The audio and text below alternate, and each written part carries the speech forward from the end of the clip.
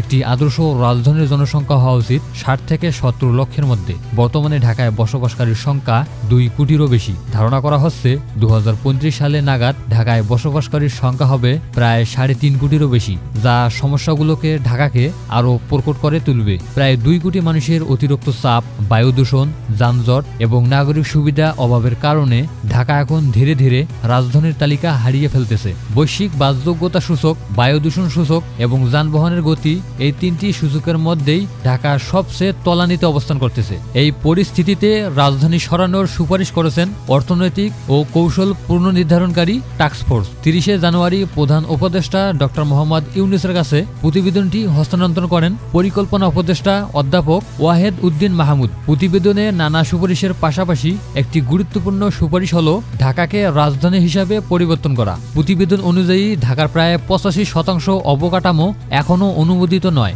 এবং অগ্নি নির্বাপন ব্যবস্থার জন্য উপযোগী নয়। এক্ষেত্রে ঢাকাকে পরিস্থিতি উদ্বেগজনক হিসেবে চিহ্নিত করা হয়েছে। বিশ্বব্যাংকের মতে গত ১০ বছরে ঢাকা সড়কের যান চলাচলের গতি ছিল ঘন্টায় ২১ কিলোমিটার, বর্তমানে কমে এসে দাঁড়িয়েছে ৭ কিলোমিটারে, অর্থাৎ মানুষের গড় হাঁটার গতির চেয়ে সামান্য একটু বেশি। যানজট, জলাবদ্ধতার মতো সংকটের পাশাপাশি অপরিকল্পিত নগরায়নের কারণেও ঢাকায় বেড়েছে ভূমিকম্প ও বন্যার ঝুঁকি। বিশ্বের ১৪০টি শহরের মধ্যে ঢাকার অবস্থান ১৩৭তম, আর বায়ু দূষণের দিক থেকে ঢাকা রয়েছে প্রথমে। ২০২১ সালের হিসাব অনুযায়ী ঢাকায় প্রতি মাসে ৫০ লক্ষ কর্মঘণ্টা নষ্ট হয় শুধুমাত্র যানজটের কারণে, যার প্রত্যক্ষ প্রভাব পড়ছে বাংলাদেশের জিডিপিতে। প্রতি বছর যানজটের কারণে ঢাকায় যে পরিমাণ ক্ষতি হয় তা বাংলাদেশের জিডিপির প্রায় ২.৯%-রও বেশি। আর্থিক মূল্যে এই ক্ষতির পরিমাণ দাঁড়ায় প্রায় ১,০১,০৩৬ কোটি টাকারও বেশি। আর এই ক্ষতির টাকা দিয়ে অনায়াসে ৩টি পদ্মা সেতু নির্মাণ করা সম্ভব। এছাড়া প্রতিবেদনে ঢাকায় গণপরিবহন ব্যবস্থা উন্নয়নের জন্য সুপারিশ করা হয়েছে। সমন্বিত গণপরিবহন ব্যবস্থা গড়ে তোলার জন্য bus route, tram, BRT, LRT, monorail, computer rail, metro rail এবং রাইড শেয়ারিং সহ বিভিন্ন ধরনের পরিবহন ব্যবস্থার অন্তর্ভুক্তির প্রস্তাব দেওয়া হয়েছে। তাছাড়া ব্যক্তিগত গাড়ি কমানোর জন্য রাজধানীতে কতগুলো গাড়ি চলতে পারবে তার সংখ্যা নির্ধারণ করা হয়েছে এবং রাস্তা ব্যবহারের জন্য মাশুল ধার্য করার পরামর্শ দেওয়া হয়েছে, যাতে করে পরিবহন ব্যবস্থার চাপ কমানো যায়। ঢাকায় উড়াল সড়ক নির্মাণ বন্ধ করার পাশাপাশি টেকসই গণপরিবহনের জন্য উড়াল রেলপথের নির্মাণের প্রস্তাব দেওয়া হয়েছে। সেই সাথে ব্যাংক থেকে সহজ শর্তে গাড়ি কেনার ঋণ কমিয়ে আনার সুপারিশ করা হয়েছে। অবৈধ গাড়ি পার্কিং এর জন্য জরিমানা বাড়ানোর পাশাপাশি বিলাসবহুল গাড়ি কেনা বন্ধ করতে প্রস্তাব দেওয়া হয়েছে। বিশ্বের আরো অনেক ছোট বড় দেশ রয়েছে, তারা তাদের রাজধানী সরিয়ে নিয়েছে পরিকল্পিতভাবে এবং এক্ষেত্রে তারা সফল হয়েছে। কাজাখস্তান আকমোলা থেকে রাজধানী পরিবর্তন করে নিয়ে আসেন আস্তানায়, তারপর নাইজেরিয়ার বড় রাজধানী ছিল লাগোসে, তারপর লাগোস থেকে রাজধানী সরিয়ে নিয়ে আসেন আবুজা স্থানে। পাকিস্তানের স্বাধীনতা লাভের সময় রাজধানী ছিল করাচিতে, তারপর তারা রাজধানী পরিবর্তন করে নিয়ে আসেন ইসলামাবাদে ১৯৬৭ সালে। তারপর অস্ট্রেলিয়া মেলবোর্ন ও সিডনি শহর থেকে রাজধানী সরিয়ে নিয়ে আসেন ক্যানবেরাতে ১৯১৩ সালে। আমাদের পার্শ্ববর্তী দেশ ভারত, তারাও কলকাতা থেকে রাজধানী সরিয়ে নিয়ে আসেন দিল্লিতে। বর্তমানে দিল্লি ভারতের রাজধানী।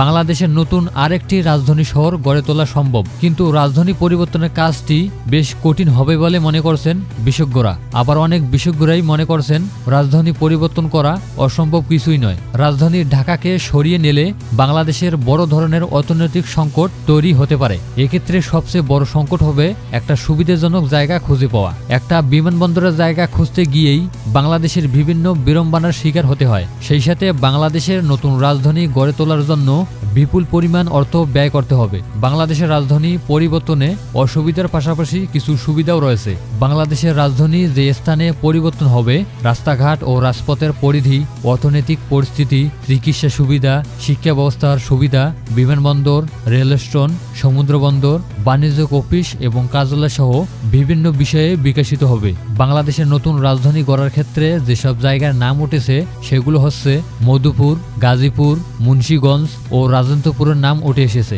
আবার এদিকে সাধারণ জনগণের মধ্যে মিশ্র প্রতিক্রিয়া দেখা যাচ্ছে। অনেকে বলছেন বর্তমান ঢাকাকে নিয়ে যদি পরিকল্পনা করা হয় তাহলে নতুন রাজধানীর প্রয়োজন নেই। আবার অন্যদিকে আরও একটি পক্ষ মনে করেন নতুন রাজধানী গড়া হলে ঢাকাও নতুনভাবে গড়ে উঠবে যা কিনা পুরো দেশের জন্য ইতিবাচক দিক হতে পারে। কিন্তু বর্তমানে ঢাকার পরিস্থিতি এভাবে থাকলে ভবিষ্যতে ঢাকায় টিকে থাকা অত্যন্ত ঝুঁকিপূর্ণ হতে পারে। সেজন্য যে কোনো সিদ্ধান্ত হোক না কেন সেটি বাংলাদেশের হতে হবে দীর্ঘমেয়াদী, পরিকল্পিত, বাস্তবসম্মত এবং নাগরিক বান্ধব। প্রিয় বন্ধুরা, এই বিষয়ে আপনাদের মতামত কি তা অবশ্যই কমেন্ট বক্সে জানাবেন। আর আসলে বাংলাদেশের রাজধানী পরিবর্তন করা উচিত কিনা সে বিষয়েও কমেন্ট করে জানাবেন। আমাদের এই ভিডিওটি আপনারা কোন জেলা থেকে দেখতেছেন তা অবশ্যই কমেন্ট করে জানাবেন। প্রতিদিনই এইরকম ভিডিও দেখতে চাইলে আমাদের চ্যানেলটি সাবস্ক্রাইব করে রাখতে পারেন। দেখা হচ্ছে পরের কোনো ভিডিওতে, ততক্ষণে নিজের খেয়াল রাখুন। আল্লাহ হাফিজ।